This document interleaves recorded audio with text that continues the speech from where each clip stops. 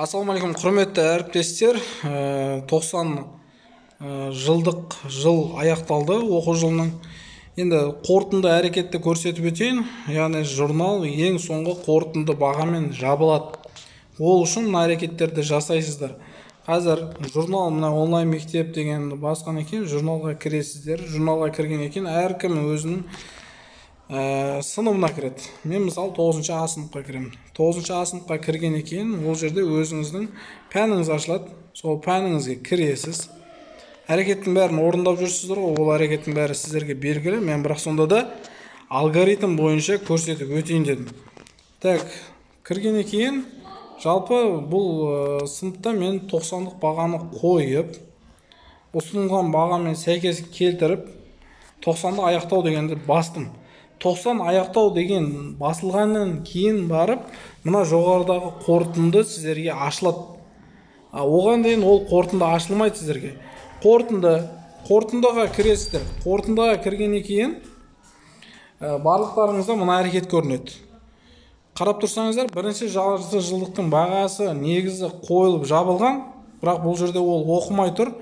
Енді мен оны не істеймін?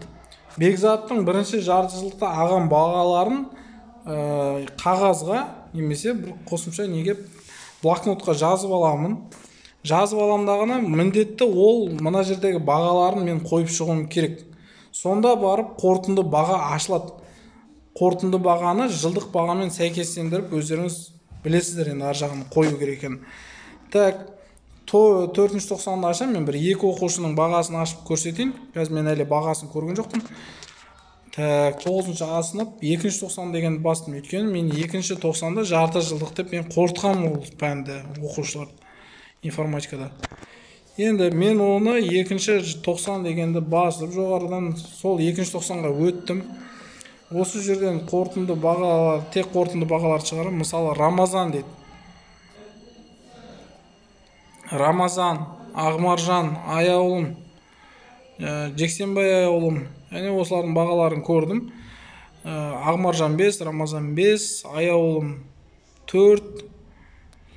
Так, енді келесі әрекетке өтеміз.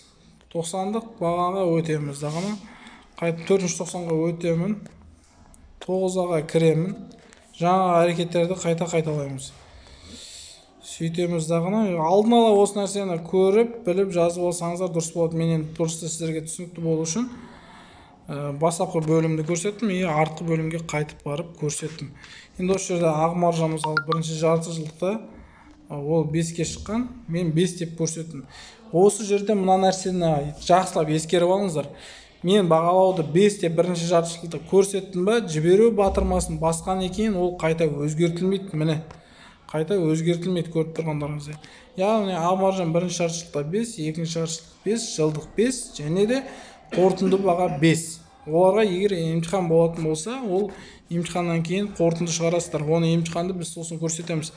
Емтихан болмайтын пәндер осылай көрсетіп шығасыздар. Бұл сақталтына бір оқушының жұмысы.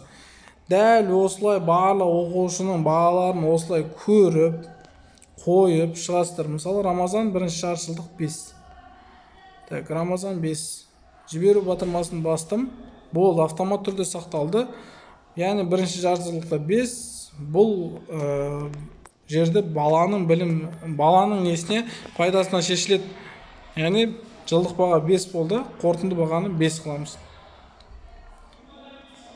Сіздердің бірінші жарты-жылдықта қойып шыққан бағаларыңыз ол мүлде өзгертусіз қалады. Сондықтан дұрыстап қойуға әрекет жасаңыздар. Мына жерге қойған бағаларыңыз мына жақтағы жылдық бағаны өзгертіп жібереді. Ал қорытынды баға қолмен қойылады. Оны өздеріңіз қоясыздар. Жалпы барлығы түсінікті болды деп ойлаймын. Алгоритм бойынша рет-ретімен орындайсыз. Журнал, сынып, пән 90 аяқталған екен. 90 аяқталған екен бар. Қорытынды деген жасыл түске сіздерге ашылады. Сол қорытындыға кіресіздер. Қорытындыға кірген екен осы тұрады. 90-на қорытылатын пәндер 1-ші, 2-ші, 3-ші, 4-ші деп тұрады. Менікі жылдыққа қорытылған екен. Осылай көрсетіліп тұр. 90 аяқталмай, қорытынды сіздерге ашылмайды. Жақсы назар қойып тыңдағандарыңызға көп рахмет.